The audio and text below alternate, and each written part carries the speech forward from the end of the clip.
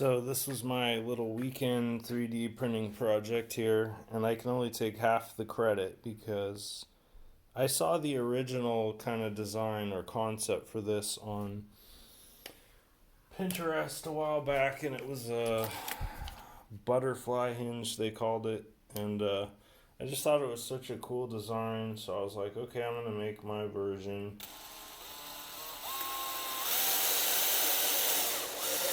I'm calling this a swallowtail hinge, which is like a type of butterfly, basically. This is also my second print in place piece, which is something that I thought was like super complicated and that it would take me a long time to figure out, but as it turns out, it's actually pretty straightforward and easy.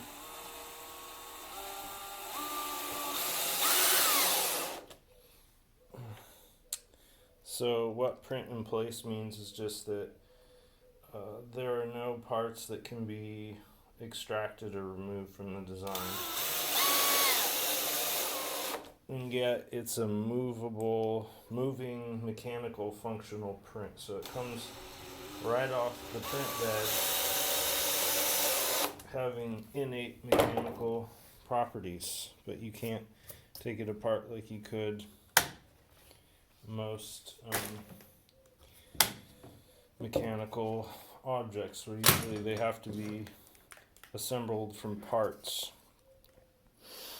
So yeah, it's a pretty straightforward and simple device. Although, man, if you wanted to use this for a door or something, you would sure have to work pretty hard to cut out those butterfly profiles to get a flush fit. So I designed this more for like cabinets than doors. It's I don't know, it's kind of fun. Anyway, I'm gonna put the STL file up on printables. You guys can have fun with this. Thanks for watching.